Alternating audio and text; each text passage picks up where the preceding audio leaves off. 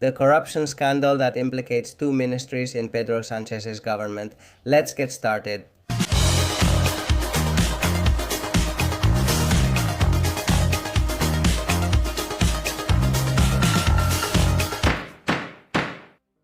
Hello everyone and welcome to a new edition of Precautionary Measures with Miguel Angel Perez. I already told you corruption doesn't stop, corruption doesn't end. And today we're going to talk about a case which is the so-called Forestalia case that already implicates at least two ministries in Pedro Sanchez's government. The Ministry of Ecological Transition led by Teresa Rivera, who, as you know, was replaced by Sarah Axen. And the second ministry, which is the Ministry of Finance, led by Maria Jesus Montero, through, pay attention, the state-owned company Traxatec. Pay attention because we have gained access to the report from the Civil Guard's Central Operational Environmental Unit, the so-called UCOMA. You know it has some very peculiar initials, right? And pay attention because it gives us more information about this corrupt scheme, which links the Ministry of Ecological Transition, the Ministry of Finance, both from Pedro Sanchez's government, with the company Forestalia, presided over by Fernando Samper. And as we always do, we're going to share this information on screen. But before that, let me tell you that the other day we had a radio appearance on Carlos Cuesta's show La Noche de Cuesta in La Coruña. And I was there, yours truly was on that show. And many of the subscribers of Medidas Cautelares with Miguel Angel Perez came up to give me messages of encouragement, kisses, hugs. We took pictures of everything and I wanted to thank all of them, especially my dear Begoña Castro, who is one of the subscribers who has been here from the very beginning, always there without fail. On Medidas Cautelares with Miguel Angel Perez, whom I finally met during that trip. Really, thank you all so much for always being there and tuning in, and on top of that, having the privilege of being able to meet some of you in person. Thank you so much. And now, after this brief aside, let's get back to our topic. Let's talk about corruption, which, as I said, doesn't stop under Sanchismo. And here you have a photo that I think is very significant, the Minister of Finance. On the left, Maria Jesus Montero, the Prime Minister, Pedro Sánchez in the middle, and on the right, the former Minister for Ecological Transition, Teresa Rivera, who, as you know, now has a top position in Europe, keeping a low profile just in case. Pay attention to the exclusive information we're reporting on Medidas Cautelares with Miguel Angel Perez and Libertad Digital. 3 employees of the public company Traxatec, who appealed to the Civil Guard, acted as a link. This is in quotes, meaning it's a direct quote, between the Ministry of Ecological Transition, led by Teresa Rivera, and the renewable energy company Forestalia. Traxatec is part of the Traxa Group, which is integrated into the State Industrial Holdings Company known as SEPI. Well, SEPI is a public entity under the Ministry of Finance, which is headed by Maria Jesus Montero, who is now Pedro Sanchez's right-hand woman, right? In the government and, well, in everything. Maria Jesus Montero is also implicated in this Forestalia scheme. Let me remind you that the Court of Instruction No. 1 of Teruel is investigating alleged crimes in this case, such as administrative and environmental misconduct, bribery, money laundering, and belonging to a criminal organization. In this case, Forestalia President Fernando Samper and 5 others were arrested a few weeks ago. Among them were also the former high-ranking official of the Ministry for Ecological Transition under Teresa Rivera, Eugenio Dominguez, and a local notary. You already know, the Court of Instruction No. 1 of Teruel paused the process for a couple of weeks. The, let's say, procedural timetable so that all parties have enough time to thoroughly study the case, because among other things, the court must consider whether to decline jurisdiction in the National Court, because the National Court, within the framework of the so-called Ley Rio Trama SEPI operation, is already investigating Forestalia.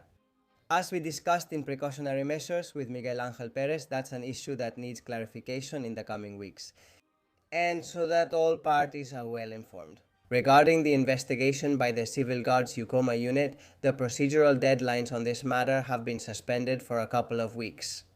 In the report by the Central Operational Environmental Unit of the Civil Guard UCOMA, included in the Forestalia case file to which we have had access, the following witness statements are highlighted. The Civil Guard emphasizes that, according to the convergence of these 3 testimonies, the formal process of assigning projects to technicians at the company Traxatec followed a clear hierarchical sequence. First, the request from the Ministry of Ecological Transition. The procedure began when the technicians or responsible advisors from the ministry sent a request for collaboration to Traxatec for the evaluation of a specific file. Second, the receipt and coordination at Traxatec. The request was received and registered by the coordinators at Traxatec, who acted as a link between the ministry and the technical team at Forestalia. In other words, they were the corruption link. Traxatec, the corruption link between Forestalia and Teresa Rivera's Ministry for Ecological Transition. Thirdly, according to the testimonies of those three workers, distribution and technical assistance would follow. The coordinators distributed the files among the technicians under their supervision so they could provide technical assistance, which consisted of analyzing the documentation and preparing the evaluation reports and drafts. What we just told you is the criminal modus operandi in the Forestalia scheme, which, as I explained, implicates the Ministry of Finance. María Jesús Monterrey through Traxatec to the Ministry of Ecological Transition, which was headed by Teresa Rivera through that high-ranking official Eugenio Dominguez. And thirdly, to the renewable energy company Forestalia, which is the main player in this whole matter. Well, the investigators emphasized the instrumental use of Traxatec to create a parallel channel for processing applications, which suggests a well-established and notorious modus operandi. As a result of the renewables boom, the Civil Guard says most of the projects from the Forestalia group went directly to Traxatec.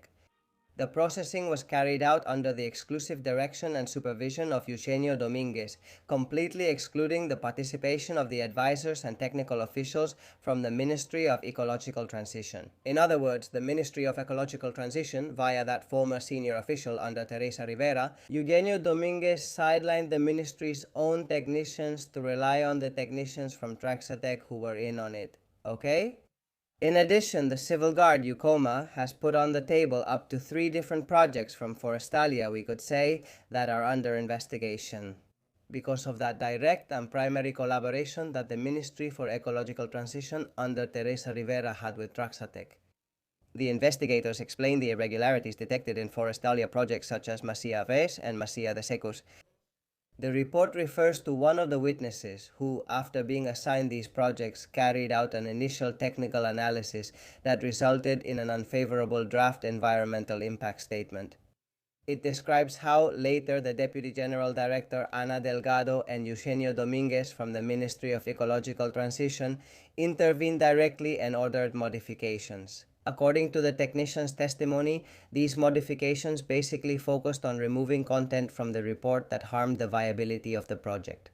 In other words, to directly rig that environmental impact statement so that it would be favorable for Forestalia. In fact, according to this same report, Eugenio Dominguez gave instructions to Traxatec employees to handle the proposal and change the result to favorable. This process ended with the issuance of a final favorable resolution, contrary to the original technical evaluation. A scam and a fix, plain and simple, but UCOMA also refers to another project, which is the Green Capital project, let's say, comparing it with another one from Forestalia, okay? When comparing the Arlo, Argestes, Cefiro, and Paucali project by the developer Green Capital with the Cerbero Menecio wind farms project by the Forestalia group. The position of the wind turbines in both projects was practically identical according to the agents. The key difference lies in the evaluators and the outcome. The Green Capital project was evaluated by technicians from the Ministry of Ecological Transition and received an unfavorable ruling in June 2025. However, the one from the Forestalia group was evaluated by technicians from Traxatec under the orders of Eugenio Dominguez, and what a coincidence, it received a favorable ruling in July 2023. So look at that coincidence, what a difference, right? The one from Forestalia is always favorable, even though another company, another promoter had the same conditions and that one was unfavorable. Anyway, it's a huge scandal, and I would definitely put the emphasis on María Jesús Montero, the Minister of Finance María Jesús Montero, because I have the feeling that the legal problems of the Vice President of the government are going to get worse as the weeks go by. Pay attention to what I'm telling you. It seems to me that she's starting to be surrounded by many cases of corruption. We'll see if it's not too much. Remember that. And I think the legal problems are going to keep growing for Pedro Sánchez's right-hand woman, María Jesús Montero.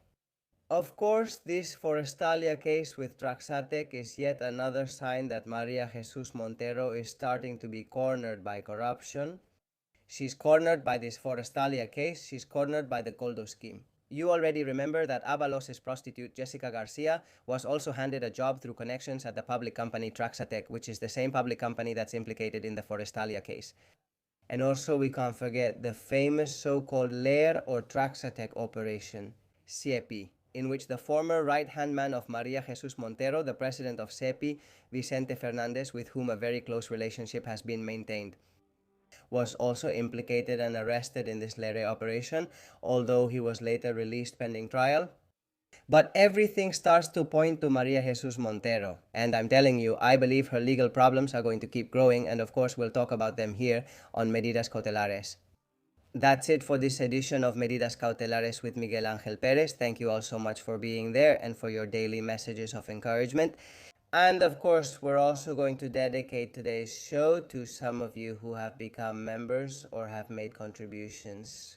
You already know that you can become members like the Elegidos for less than €3 a month or like the Supremos for less than €7 a month. You can also make your financial contributions to us, whoever can and whenever you can. I always tell you the same thing. To 627-556-370, 627-556-370 via Bizum, which you already know is a much simpler way to make transfers. And we're going to dedicate today's show to our latest subscriber who made a contribution via Bizum, who is Esther Sainz. Thank you very much, Esther, for your generosity. And you already know that all these contributions help Medidas Cautelares stay on the front lines, sharing all the information that doesn't appear in the mainstream media. And it doesn't appear on other YouTube channels either, because you already know that what sets us apart here is that our information is first-hand because it's obtained by yours truly. We don't comment on third-party news. These are our own stories. The most important thing, as I always tell you, is that this information reaches everyone, because information is power. See you soon.